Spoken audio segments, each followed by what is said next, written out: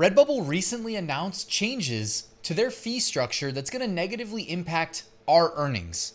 What else is new? It feels like they just did this a few years ago. Well, because they did just do this a few years ago. Now, I've made over $13,000 of profit selling on Redbubble since 2018, which may sound like a lot, it may sound like a little. By comparison, I've made hundreds of thousands of dollars selling on places like Amazon and Etsy, and selling the same products basically. So Redbubble has definitely been in the decline, but also Redbubble, by comparison, is not one of the largest e-commerce marketplaces in the world like Amazon is. But just to see how bad Redbubble's decline has been, I always like to pull up the stock. Check this out. If I go out to the last 5 years, Redbubble's shares used to trade at like $5.46 a share back in January of 2021. Since then, it has fallen basically 99%, if I had to guess. If I go out 5 years and I go to $2.30 a share, it's fallen 93% and currently trades at 15 cents a share. And its market cap is 75.6 Australian dollars, AUD to USD. Let's see, 75 million. So yeah, its market cap is basically like 49 million US dollars. I mean, at this point, we could just band together and buy the damn company and see if we could fix it. Now, I'm just joking there. I don't necessarily think this is even Redbubble's fault. If you ask me, which no one did, but I'm gonna go ahead and share my opinion really quickly. I think the internet is intentionally becoming more centralized. You know how they do that? Through search engines like the most trafficked website in the world, Google. And unfortunately, or fortunately, depending on who you are and your perspective on things, the result is you drive more traffic to places like Amazon and Etsy, and you see platforms like Redbubble die, basically. And that's what we're seeing. Anyways, that's off topic. Let's get to the changes. So I'm reading straight from the email I got today. Hi, Ryan. With more than 2.8 million artists worldwide, Redbubble is proud to be a platform that celebrates creativity, supports self-expression, and helps artists thrive. To better serve you and continue investing in tools and visibility that drive your success, we're making a modest update to our fee structure effective September 1st, 2025. I always like when they say, to better serve you, we're going to take more money from you. I mean, I get it. It's complicated, but I just don't like when it feels like they're insulting our intelligence when they word it like that. We know that any change is worth explaining, and we want to be transparent. These adjustments are designed to support you, oh, there we go again, by expanding your reach, strengthening marketplace integrity, and ensuring a sustainable future for the artist community. So let's see, can we translate this? By expanding your reach, so they're going to do more paid acquisition of new customers because it's going to be forced onto them, because we all basically rely on Google for handouts to some extent if you have any web presence. And like I was saying, like Amazon, Etsy, eBay, Walmart all get more favorable placement on average in search than an Australian company, Redbubble, does. I have my theories on why. Anyways, strengthening marketplace integrity. So I guess they're serving us by keeping Redbubble out of legal trouble so that we can continue to sell on Redbubble. So strengthening marketplace integrity just means removing all the infringement that goes on and ensuring a sustainable future for the artist community. And I don't really know what that means. What's new and why it matters for you? We're investing in upgrades that make it easier for your best work to shine. Smarter discovery. We're improving how customers find designs with high commercial potential, so your best work is surfaced more effectively. Improved tag matching. Smarter recommendations and improved tagging mean your relevant work is more likely to be seen by the right customers. Enhanced marketing. We're scaling up paid and organic marketing to bring your designs to a broader audience, increasing traffic and potential earnings. Fan art and licensing. We're expanding licensing partnerships, opening new opportunities for you to connect with beloved brands and communities. If you ask me, if you hired me, Redbubble, call me. I would put the biggest emphasis on this because if you say fan art and licensing, implying that you can basically tap the intellectual property of big brands without having to infringe on it, that's a nice way as like a marketplace that used to be, held in high regard. I mean, these days it's like, man, looks like it's on the brink of bankruptcy.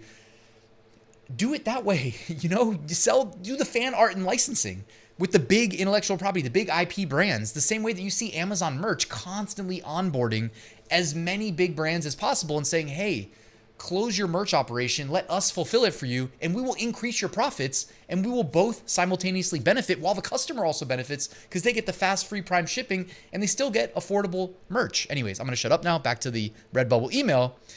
But seriously, Redbubble, feel free. And as a thank you to engaged artists, some standard and premium accounts will be upgraded before September 1st, offering access to additional benefits and potentially lower fees. If you're eligible, we'll contact you directly. For me, I remember a lot of people were commenting when I first did this announcement back in 2023 that they expected to be a premium account, and essentially the ones who expected premium were almost all in the standard. And then some of the brand new accounts that barely made any sales were in premium, because it doesn't hurt Redbubble to put an account that makes no sales in premium, but the accounts that are making the most sales, you put them in standard, Redbubble makes the most money off them. So, and I know I broad stroke there. I do know that there were some successful accounts that were also put in premium. Here's what to expect. To keep things simple, we're introducing a clear flat fee structure with no upfront costs. Fees only apply when you make a sale. If you want to really tank Redbubble overnight, add a subscription fee to sell. I mean, at the same time, maybe that's what they need at this point. They need to do something, something different based on their stock price. Again, it looks like it's on the brink of bankruptcy. Pro accounts remain fee exempt, a recognition of deep investment and engagement with the marketplace. Platform fee structure is changing. Platform fee for standard accounts are being simplified to a flat percentage of your monthly earnings.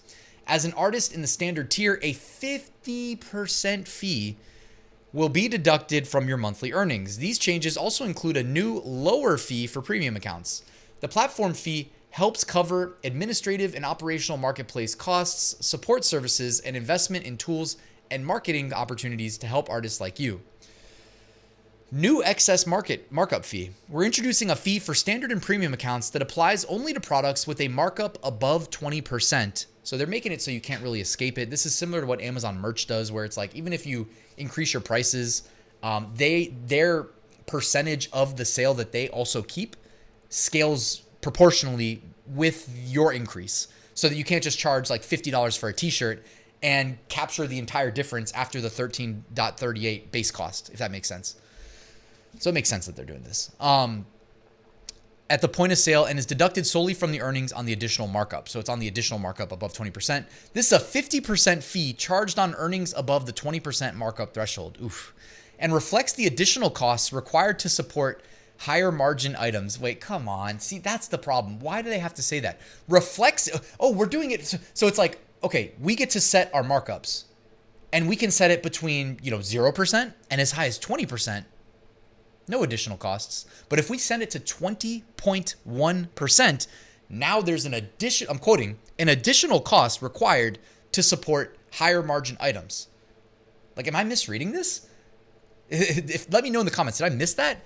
Is it saying literally if we type in something higher than 20% as a profit margin, like for instance, stickers, very common to charge a 100% plus markup on the very popular stickers on Redbubble. Well, now above 20%, it's just going to get nuked. That's crazy.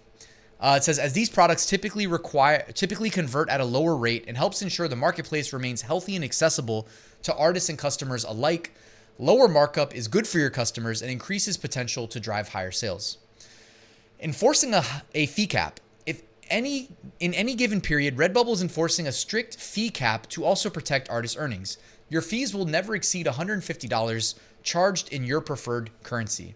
Account fees only apply if you make a sale, so you're never out of pocket. At least there's that.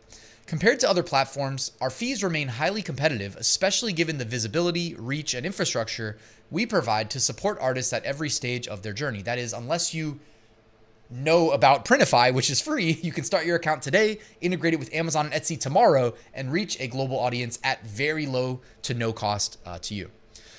Why are things changing? Running a vibrant artist marketplace means continuously improving how we support you through technology, discovery, operations, and customer experience. As the volume of content grows, so do the investments required to host, surface, and promote your work fairly and effectively.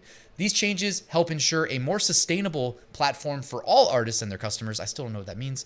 Faster innovation and feature improvements, stronger protections for your work and earnings, and continued growth in customer reach and sales opportunities. Guys, let me know your thoughts in the comments. I imagine it's going to be similar to kind of my tone here. It's never good to hear that there's going to be significant fees levied on our profits. I mean, it is a direct attack on our profits. Like they said, if you don't make any sales, this is really no change to you because, well, you're not going to pay anything extra. But if you were making sales, well, expect to see a significant drop off in your earnings. I didn't really mention it, but I did write down my earnings here from Redbubble. So I started in 2018 in August, and I made $1,192 starting in August from zero. 2019, I made $2,665. This is profit, by the way, on Redbubble. 2020, $3,784 on Redbubble. And that was really the peak. 2021, and that was really reflected in their numbers when you saw the stock valuation in January 2021 hit a high. It also, I mean, market conditions essentially also accounted for a lot of these small cap, micro cap companies like Redbubble skyrocketing then. It was par for the course. 2021, though, 2,600. 2022, 2,200. 2023, 968. 2024, 681. And then I checked, and currently in 2025, it was like below $300, basically. So yeah, the trend is obvious. I don't want to completely blame Redbubble though. I mean, like I used to be a web developer. I have a bunch of websites that I run that rely on organic traffic as like the lifeblood of, and these are websites I made in like college. You know what I mean? I'm not really worried about that stuff anymore. Not enough time in a day, but we're like at the behest of Google. You know what I mean? Google giveth and taketh away. I think Google essentially like took away from Redbubble for one reason or another.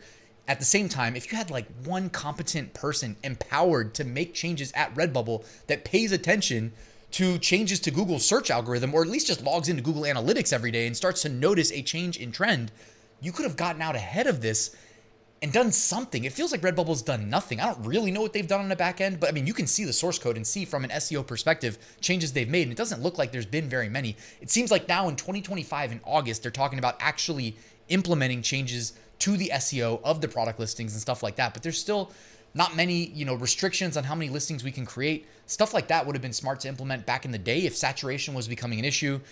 I don't know. Anyways, I'm just going to give up while I'm ahead, guys. Let me know your thoughts in the comments. Thanks for watching. I'll link to the announcement from the email, which, by the way, links direct back to the 2023 April announcement, which is why I had to screenshot the email and read straight from that. But I'll link to that in the description. Let me know your thoughts, and I'll see you guys at the next video.